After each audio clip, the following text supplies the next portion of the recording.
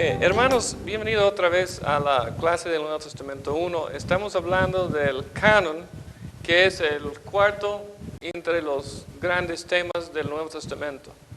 Hemos hablado de los antecedentes al Nuevo Testamento, que básicamente es la época intertestamentaria. Luego hablamos del griego del Nuevo Testamento y incluimos la crítica textual del Nuevo Testamento. Y ahora estamos hablando del canon, o sea, toda la pregunta sobre qué libros deben entrar, por qué deben entrar. Bien interesante es esa pregunta de la canonicidad, si se puede confiar en estos o no se puede confiar. Ahora, hablamos hasta el punto de la canonicidad referente a la Iglesia Católica Romana, porque de allí salimos en el tiempo de la gran reforma de la Iglesia, en el siglo XVI. La Católica Romana actualmente dice dos cosas contradictorias. Primero, en teoría, la Escritura es independiente de la Iglesia con respecto a su inspiración. Las Escrituras vienen de Dios y tienen su propia autoridad. Pero segundo, en práctica, cuando leemos y estudiamos y aplicamos la Biblia, o sea, cuando las Escrituras entran en contacto con la vida humana, pues vemos otra cosa. Es requerido la voz de la Iglesia para ser autenticadas e interpretadas. Actualmente las Escrituras, el Nuevo Testamento es una cosa muerta y requiere el aliento vital de Dios que fluye otra vez de la Iglesia para sustentarla e implementarla. Combinado con un equilibrio delicado que es la validez de la tradición no escrita. Entonces, en práctica, la Iglesia de Roma dice que las Escrituras no tienen vida aparte de la interpretación que la misma Iglesia le da. Nosotros no vemos esto. La palabra de Dios es la palabra de Dios, siendo la Iglesia o no siendo la Iglesia un intérprete de ella. Es porque es. No es porque llega a ser o no es porque depende de un intérprete. La palabra de Dios es una de las cosas que jamás parará de existir. Siempre existirá la palabra de Dios y es independiente de la Iglesia. El Concilio de Trento en el año 1546 declaró que las tradiciones no escritas, pero recibidas por los apóstoles y de Cristo mismo, son honradas a par de las Escrituras escritas. Estas tradiciones fueron entregadas no por escrito, sino de mano en mano. La lista de libros canónicos es lo mismo como en el tercer concilio de Cartago, más los libros apócrifos. Entonces, es muy difícil trabajar con esta mentalidad, que la palabra de Dios no tiene una existencia independiente, que la Iglesia produjo la palabra de Dios, así que la palabra de Dios depende de la Iglesia. Esa es la mentalidad, ¿no? ¿Será así o será que la iglesia fue producida por el Espíritu Santo y la palabra de Dios también es del Espíritu Santo? La posición de los reformadores. Lutero vio que algunos libros fueron más básicos que otros en cuanto a la enseñanza de Cristo. Y como mencioné, él tenía algunos problemas con el libro de Santiago, pero él vio que algunos son más básicos que otros. El otro que habló e hizo el juego de comentarios más importantes de los libros en el Nuevo Testamento, pero tengo que decir que nunca llegó a comentar sobre Apocalipsis, porque dijo que era demasiado difícil de entender. Es Juan Calvino. Calvino escribió algunos comentarios excelentes del Nuevo Testamento. Estos libros fueron parte del canon para Calvino, todo el Nuevo Testamento. El Espíritu Santo da testimonio que el Nuevo Testamento es la palabra de Dios. El Espíritu Santo nos ayuda en la predicación y la lectura de la palabra de Dios para entender y para obedecer este testimonio precioso que fue divinamente depositado e inspirado a los seguidores de Cristo. Es un testimonio entero. El Espíritu Santo nos guía en toda verdad, como dice en Juan 14, 15, 15 al 26, especialmente el versículo 26. El cristiano no necesita un intérprete privado como la iglesia o una institución, porque el mensaje de la Biblia viene con claridad. No hay ninguna tradición u otra forma de revelación que quede a par con las Escrituras. Un principio, pues, de la Reforma es solo Escritura. Solamente ella nos muestra el camino a la salvación. Sola Escritura, solo fide, solo gracia, solo Dios, la gloria de Dios. Estos son los principios de la Reforma. Entonces, hay una contradicción aquí, hay una controversia entre la Iglesia de Roma y la Iglesia evangélica, que encuentra sus raíces en la Gran Reforma, y es que la Escritura es la palabra de Dios. Y puede ser que la iglesia lo interprete bien o mal, pero la iglesia no controla y no tiene el decir sobre la palabra de Dios. Existe en una forma independiente. Es la palabra que Dios utiliza para hacer crecer su iglesia por la predicación de la palabra, por la obra del Espíritu. Son hasta medios de gracia, ¿verdad? Tiene herramientas de gracia el Señor. Y uno es su palabra y la otra es también los sacramentos, como ellos apoyan la palabra de Dios. O sea, los sacramentos son señales visuales de la palabra de Dios. La Iglesia Católica no tiene ningún sentido como esto. Ellos creen que los sacramentos son 7, son depositados por Dios, que son apoyados en la Biblia, pero ella maneja los sacramentos, es una distribuidora de los sacramentos, y si no pasas por ellos, no pasas al cielo.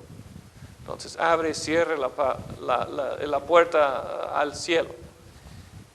Nosotros creemos que para aprender y para escuchar la palabra de Dios, abre la puerta al cielo para uno. Y el Espíritu Santo regenera a la persona por medio de su obra, que es soberana, y hace eso por la predicación de la palabra, como Pablo dice en Romanos el capítulo 9. ¿Cómo van a creer si no les predique a ellos. La posición de Roma, la posición de los reformadores, la posición de algunos modernos. Está en América Latina ahora atacando la iglesia evangélica unas teologías modernistas. Y vamos a platicar un poquito de esto y sus pensamientos de la palabra de Dios. Hubo un historiador hace más de 100 años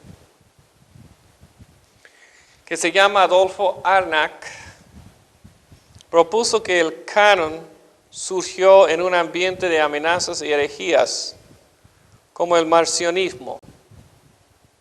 Por algo tenía razón Adolfo Harnack. Los gnósticos rechazaron el Antiguo Testamento diciendo que Jehová era un Dios de la guerra, del material, del malo. Marción, que era gnóstico, seleccionó entonces Lucas y las 10 epístolas de Pablo, Dios bueno del Nuevo Testamento. Según Harnack, Marción tenía un plan. La iglesia tenía que contrarrestarlo, así que formó su propio canon para contrarrestar el ataque de Marción y otros cuates tales. Harnack creía en la dialéctica, la dialéctica, sí. Él creía en la tesis, antítesis y síntesis y la evolución.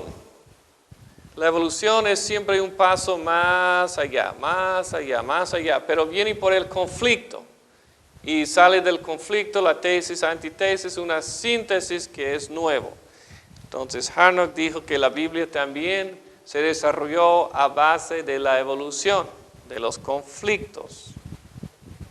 El montanismo amenazó la iglesia también por Montano el profeta. Se jactó de ser revestido de autoridad del Señor. Montano era supuestamente un profeta que recibió nuevas revelaciones de Dios. El don de la profecía, según él, sí, así decía. Entonces es otro que lanzó un ataque contra la iglesia tenía que defenderse, pero hubo un desarrollo en el tanto y ahora llegamos a tal como somos. O sea, él cree que la Biblia entonces se formó de una necesidad humana y no de la necesidad divina o del impulso divino. Pero la misma Biblia dice que todo es respirado por Dios. La Biblia es la palabra de Dios. El Nuevo Testamento fue dado por el soplo del Espíritu Santo, porque la palabra llega a nuestra alma. El mismo Espíritu y Rúa de Dios que movía sobre la faz de las aguas, que entró en el ser humano y le hizo, según la imagen de Dios, un ser viviente, es el mismo Espíritu que llenó la palabra y nos la dio. Y esa palabra cuando entra en nosotros es refrescante y nos reforma y nos moldea otra vez según la imagen de Cristo nuestro Señor. Y es un aliento de vida para nosotros. Y es directa, no es por ninguna mediación. El Espíritu Santo trabaja directamente. Pero claro, los modernos niegan todo esto y quieren decir que la palabra de Dios es nomás una palabra que es como inventada, que es moldeada por los seres humanos y que es como una evolución que se explica en términos históricos o económicos o morales, etc. Y cada quien tiene su política y tiene su razón. ¿Por qué? En el desarrollo entre los siglos de la palabra de Dios. Eso rechazamos. El doctor Goodspeed comparte la opinión de Adolfo Harnack, historiador. Algunos eruditos muy estudiosos tienen esta opinión de la palabra de Dios, que es un producto natural que salió del cerebro humano y la necesidad humana. El doctor Karl Barth, que vivió en este siglo pasado, no aceptó la idea de Harnack. Sin embargo, la palabra de Dios para Barth llega a ser inspirada en el momento propicio de fe. No es la palabra de Dios en sí, sino llega a ser su palabra en el momento del rompimiento, cuando Dios nos toca del cielo. Karl Barth es básicamente un docetista que cree en la separación de Dios y el hombre. Y él no cree que Dios está con nosotros. Es lamentable, pero la teología de Barth realmente es una teología de más bien una persona que es deísta, que Dios está en el cielo y el hombre está en la tierra y no hay contacto entre los dos. La palabra de Dios otra vez no llega a ser, sino que es siempre eternamente para nosotros la comunicación que Él nos ha dado. Es la palabra de Dios, no llega a ser. Otras personas han tratado de elaborar más de la palabra de Dios. El doctor Kuhlman creó que la historia era dos historias, una historia santa y una historia del mundo. La iglesia mueve en la tradición eclesiástica y mueve en el mundo, mueve en la historia sagrada. Así la iglesia empezó con una tradición y fue escrito la Biblia por la tradición apostólica. Y la tradición iba en combinación con la tradición eclesiástica. Cuando la iglesia fijó el canon entre los años 125 y 150, trazó una línea. La tradición eclesiástica dejó de ser un criterio para la verdad. La norma para la doctrina y la vida fue las Escrituras. No hubo confianza en otras ideas ni tradiciones ni escritos, como los libros apócrifos del Nuevo Testamento. El señor Kuhlman acepta más cerca lo que es un concepto correcto de la Biblia. Tenemos que decir que la palabra de Dios, y lo vamos a ver en la segunda parte, primeramente fue predicada y luego escrita. La predicación de la palabra de Dios por los apóstoles se llama la querugma o la querigma. Y esto fue tanto el mensaje de Cristo como la palabra escrita. Y temo que Oscar Kuhlman está dividiendo la cosa un poco demasiado. Porque la palabra primero predicada fue la misma palabra escrita. Que la historia es sagrada y la historia es humana, bueno, Dios trabaja a través de toda la historia. Tiene un gran plan. En el Antiguo Testamento tenía su pueblo, pero recuerda que su pueblo siempre estuvo en el contexto del mundo. Y Cristo vino para salvar al mundo. Entonces el reino de Dios es algo muy grande. Y es donde quiere que los cristianos estén influenciando. Pero todo es bajo su señorío. Concluimos pues que cuando hablamos de la canonicidad, tenemos que entender que todo libro canónico lleva y contiene la autoridad divina. Hubo una tradición oral de Cristo, su persona, su obra. Los apóstoles predicaron sobre sus experiencias de ser testigos oculares. Fueron portavoces autorizados por Cristo mismo. Segundo de Corintios 13:3. Luego, los apóstoles escribieron, porque Pablo dice que recibió esa revelación de nuestro Señor Jesucristo. Luego los apóstoles escribieron en libros como un archivo y un testimonio permanente de los acontecimientos que habían sucedido. Tras todo esto está Cristo Jesús, el Salvador. Cristo autenticó el Antiguo Testamento por su vida, por su enseñanza, por su máxima obra de salvación. Cristo hizo el Antiguo Testamento válido y veraz. Lo cumplió. También prometió el Espíritu Santo, Juan 14, 26, a enseñarnos en toda la verdad. Sin Cristo no hay canon. La Biblia es la obra de Dios. Referente a la iglesia, ella tenía que ser instruida en el hecho que Cristo era el cumplimiento de toda la Escritura, la ley y los profetas. La iglesia tenía que aprender de su papel como copartícipe con el pueblo de Dios en el Antiguo Testamento, en el gran plan de la salvación. El pueblo de Dios se extiende de nuestros primeros padres, Adán y Eva. Y somos copartícipes con una iglesia en el Antiguo Testamento. Tenemos el gran privilegio de conocer y de observar realmente las obras de Cristo y aceptarlas por fe. Para fijar el canon pasaron algunos años. No fue una cosa de un día al otro.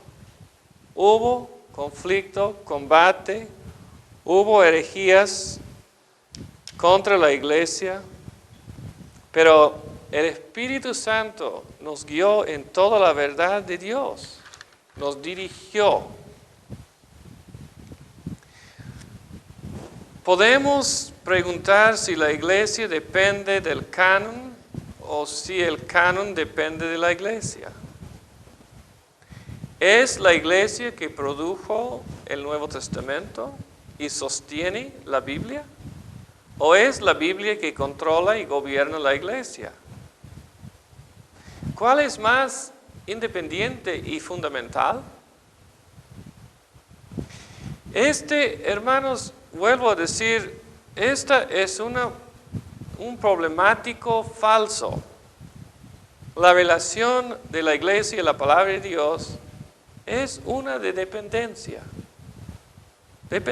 mutua. La palabra fue escrita y Cristo construyó su iglesia con el mismo propósito. Es para su propia honra y gloria, para traernos a Él, para establecer el reino de Dios, para vivir en armonía con Dios como sus súbditos. Entonces, la Biblia concuerda con lo que es la iglesia de Cristo. Ahora seguimos hablando del canon y hemos hablado de los rectorales del canon y hemos hablado anteriormente de qué es el canon, ¿verdad? Y luego cuál es la regla del canon, qué entra en el canon. Pero ahora quiero hablar de algunos libros apócrifos del Nuevo Testamento.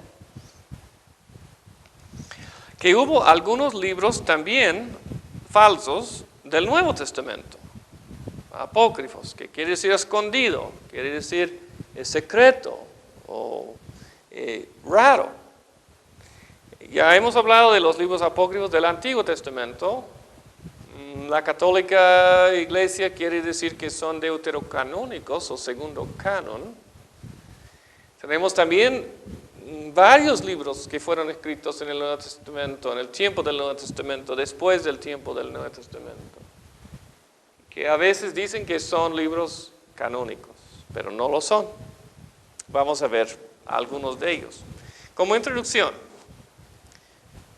otra vez recordamos que la palabra apócrifa quiere decir secreta, escondida. La palabra en términos modernos tiene la idea de algo falso, una mentira, un engaño. Así que la Iglesia Católica utiliza la palabra deuterocanónico, segundo canon, no la palabra apócrifo. Existen también libros apócrifos del Nuevo Testamento.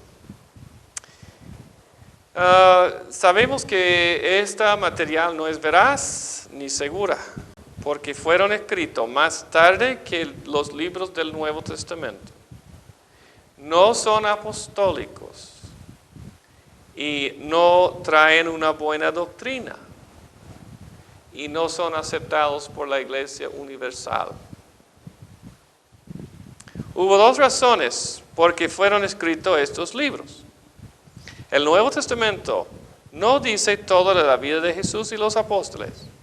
Por ejemplo, no nos informa mucho de la niñez, de la juventud de Jesús. Solamente Lucas en el capítulo 2 se trata de Cristo en el templo, cuando salió de sus padres y entró allá y empezó a enseñar a los en el templo. El Nuevo Testamento habla de Pedro y Pablo, pero no describe las carreras de los otros apóstoles. ¿Qué pasó con ellos? Entonces hubo cuestiones y preguntas, muchas sobre lo que no está escrito. Otra razón es que algunos guardaban tendencias heréticas. El diablo andaba introduciendo sus creencias contra la palabra de Dios. Supuestamente estos libros tienen la aprobación de los apóstoles o aún del mismo Cristo. Son libros del anticristo. Son libros en muchos casos gnósticos. Ellos se alimentan en formas abusivas. En Juan 16, 12 dice Jesús, muchas cosas me quedan aún por decirles, pues esta es una oportunidad para los falsos entonces entrar. Es cierto que los líderes de la iglesia primitiva supieron de estos libros y los leyeron, pero fue más para enterarse de la falsedad, de la mentira, del hereje, el error. Un conocimiento de estos libros apócrifos tiene un valor por dos razones. Ahora hemos dicho entonces porque curiosidad y porque falsedad, ¿verdad? Esas son las dos razones por los libros. Algunos fueron curiosos. No está malo, pero nos puede también matar la curiosidad. Y otros fueron engañosos. Vale la pena para nosotros, por lo menos por dos razones. Se puede comparar la literatura no canónico con el Nuevo Testamento y entonces entendemos que es canónico. ¿Y por qué? O sea, por lo que es falso, entendemos lo que es seguro. Y la segunda razón es que podemos aprender de los movimientos que promovieron el escándalo dentro de la iglesia. La pérdida de la doctrina de salvación por gracia, la importancia y exaltación de los sacramentos y la fe como obediencia a la ley, la veneración de los santos. El diablo atacó desde adentro, esto se llama la herejía, y desde afuera, este se llama la persecución. Entonces es útil para nosotros estudiar los libros apócrifos. Vamos a ver varios tipos de libros apócrifos. Primero es los libros evangelios. Los evangelios. El protoevangelio de Santiago, segundo siglo, muy antiguo, pretende haber sido escrito por Santiago, hermano de nuestro Señor. Se llama el Evangelio de Santiago. Encontramos los nombres de los padres de María, Joaquín y Ana. Un ángel visitó a Ana en su ansiedad y le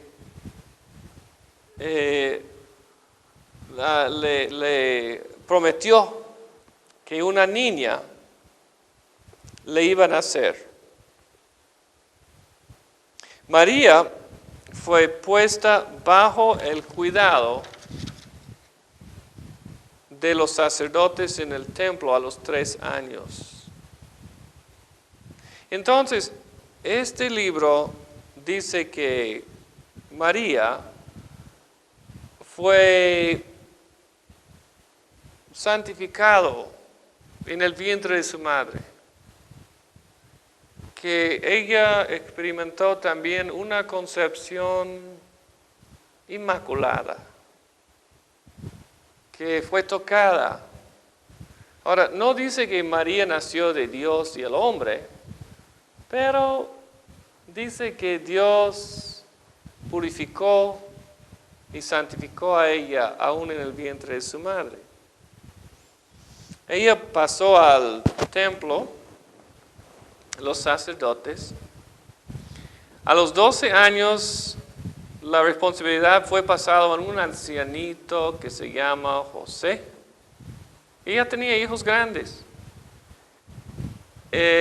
Una gran parte de la natividad concuerda con la historia de los evangelios. Algo interesante es el embarazo de María. Las autoridades del templo requieren que ella y José tomen aguas de los celos, a ver si iban a morir o a vivir. Y esa es la idea, que toman unas aguas que son mezclados con polvo, y si vomitan, entonces significa que habían cometido un pecado de lujuria.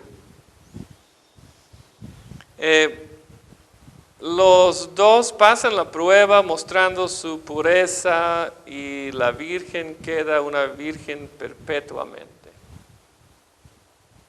Y esto se llama el Evangelio según Santiago.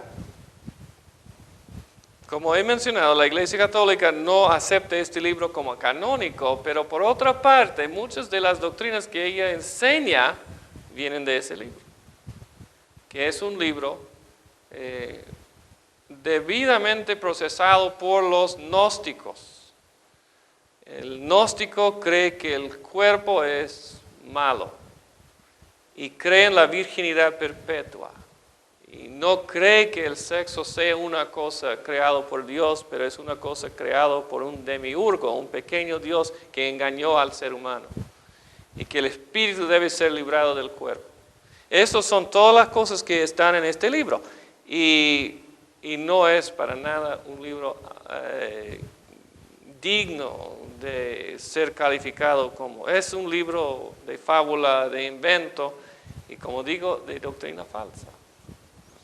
Otro evangelio. El evangelio, y otra vez, de Santiago fue escrito bien temprano, más o menos entre el año 100 y 200.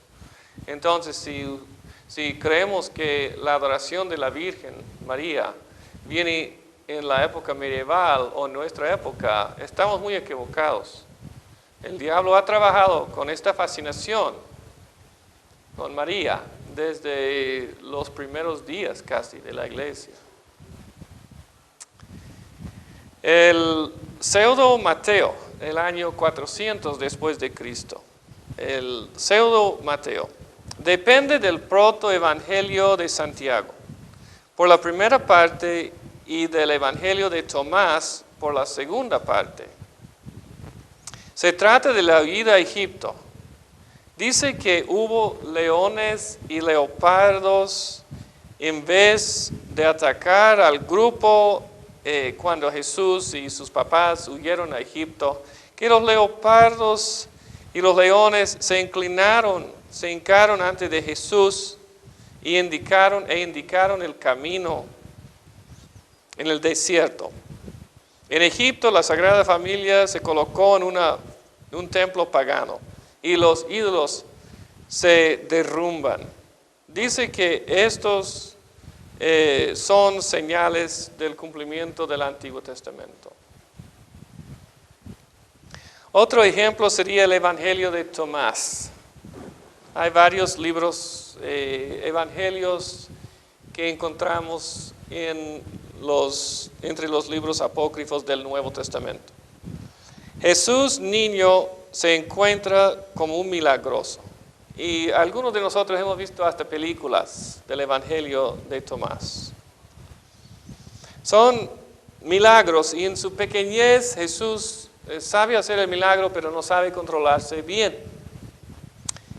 Entonces, para juguetes moldea palomas de barro y toca las manos y salen todos volando. Cuando se le objeta a esto, Jesús les da un aplauso y ellos salen volando. Cuando un niño grita a Jesús y lo contradice, diciendo, no terminarás tu carrera, y pega al niño en el hombro, el niño Jesús hace que caiga inmediatamente al suelo muerto. Cierto maestro, quien tiene a Jesús como alumno, Jesús le pregunta el significado de la letra alfa, la primera letra en el alfabeto. No puede contestar.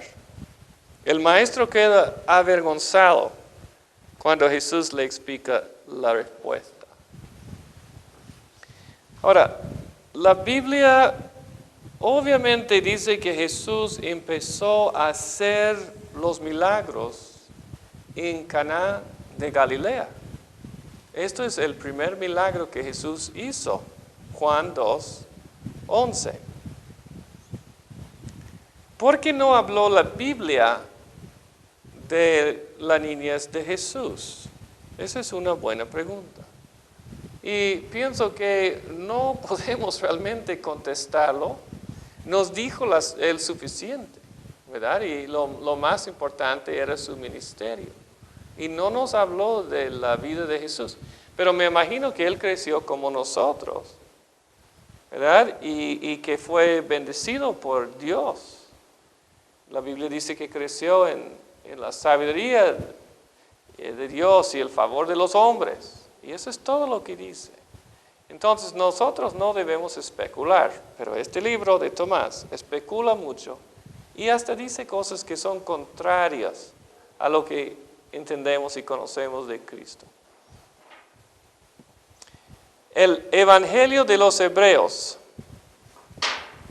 Este trae tendencias otra vez docetistas, como los testigos de Jehová. Jesús es un espíritu, solamente un ángel o una forma espiritual, no es humano. En la cruz no sintió ningún dolor físico, pero gritó, poder mío, me has desamparado. Es un libro antisemita. La culpa de la crucifixión queda con los judíos. Es con Herodes y se considera Herodes como un judío y ya hemos mencionado que no fue judío, está equivocado. La oración a favor de perdonar es omitido. Padre, perdónalos porque no saben lo que hacen, porque va en contra de los judíos, precisamente. Entonces, el Evangelio según Pedro, que acabamos de mencionar, el Evangelio según Pedro es un evangelio con muchos pretextos y muchas falsedades y muchas contradicciones. Y es docetista, o sea, es gnóstico, porque dice Cristo nomás es un espíritu y que no sufrió nada en el cuerpo. Cristo vino y sufrió en el cuerpo porque también Cristo está redimiendo nuestros cuerpos y toda la materia. Y va a ser, según Romanos 8, todas las cosas nuevas. Entonces, este libro, el Evangelio según Pedro, contradice. Otra vez, hermanos, estos libros son prestanombres. No sé si lo anotó, pero el Evangelio según Pedro, el Evangelio según Tomás, el Evangelio según Mateo, pseudo Mateo, el Evangelio según Santiago. No escribieron evangelios. Fueron escritos fuera del tiempo, del cuadro del Nuevo Testamento, pero ellos prestan estos nombres y enseñan doctrinas falsas. El próximo es el Evangelio de Nicodemo, que se trata de los hechos de Pilato. Este Evangelio fue escrito en el año 450. 450 años. Wow, está muy tarde este libro. Nicodemo es presentado como el autor. El juicio contra Pilato viene con más detalles. Algunos dan testimonio al favor de Jesús. Incluye un paralítico que apareció en Juan 5 y el ciego de Juan 9. Encontramos los nombres de los malhechores al lado de Cristo en la cruz. Son Diasmas y Gestas. El soldado que llevaba la lanza se llama Longino. En el descanso al infierno, la llegada de Cristo a tal lugar de los muertos es vivamente descrito. Satanás queda amarrado y los santos como Adán, Isaías, Juan el Bautista son librados. Y así entró una idea equivocada del descenso al Hades, que sabemos que fue cuando Cristo fue crucificado en la cruz, que aguantó todo el horror del Hades. Ok, primero entonces tenemos los libros evangelios que son falsos. Luego tenemos un segmento que se llama los hechos, porque el Nuevo Testamento tiene evangelios, tiene el libro histórico, que es el libro de los hechos de los apóstoles o hechos del Espíritu Santo. Tenemos hechos apócrifos. Estos libros se basan en los hechos de los apóstoles. Aprendemos que el libro de los hechos fue aceptado y canónico. Sin embargo, esta colección de libros apócrifos es muy diferente que del libro de los hechos de los apóstoles. Por ejemplo, San Lucas tenía ¿qué motivo en escribir Hechos y Lucas? Lo encontramos en Hechos, el capítulo 1 y el versículo 1. También lo encontramos en el libro de Hebreos, primer capítulo. Porque uno es el primer tomo y el otro es el segundo tomo. Muchos han intentado hacer un relato de las cosas que se han cumplido entre nosotros, tal y como nos las transmitieron los que desde el principio fueron testigos presenciales y servidores de la palabra. Por lo tanto, yo también, el Santísimo Teófilo, habiendo investigado todo con esmero desde su origen, he decidido escribírtelo ordenadamente, para que llegues a tener plena seguridad, o sea, fe, en lo que te lo he enseñado. Entonces, esto es el motivo por qué escribió los evangelios. Las vidas de los apóstoles y los milagros quedan subordinados en el libro de Hechos. Pero en los hechos apócrifos, los apóstoles son hechos como ídolos idolatrados. Se da énfasis a lo milagroso como importante en sí mismo. Tendencias gnósticos en cuanto a la humanidad de Cristo no existe su físico, su parte física. También gnóstico promueve el asceticismo, que uno tiene que sufrir, subyugar el cuerpo, sufrir horribles castigos para entrar en el reino de Dios. Prohibición de matrimonio, vino y carne. Y herejía modalista, o sea, el unitarianismo. El unitarianismo es cuando uno cree que el Padre, el Hijo y el Espíritu Santo no existen como una Trinidad.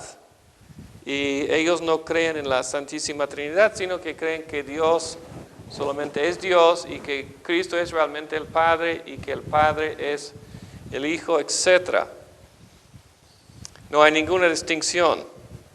Algunos grupos heréticos tratan de elevar estos libros al rango apostólico. Por ahí del año 400 después de Cristo, la clara decisión de la Iglesia fue en contra de estos libros. Son heréticos. Algunos clérigos estimaron especialmente los hechos de Pablo. Entre la gente común era muy difícil quitar la influencia de este libro, los hechos de Pablo. Los clérigos dejaron el elemento milagroso o fantasía y regresaron y regaron las doctrinas falsas a veces sobre la gente. Entonces, yo lo veo como una película de Hollywood. Vieron muchas veces y escucharon estas fantasías, ¿verdad? Para llenar la mente, pero no tenían nada que ver con la verdad. Y cuando regresamos vamos a hablar, no solamente, ya que hemos mencionado, los evangelios falsos, pero los libros de los hechos falsos. Y eso hacemos cuando regresamos.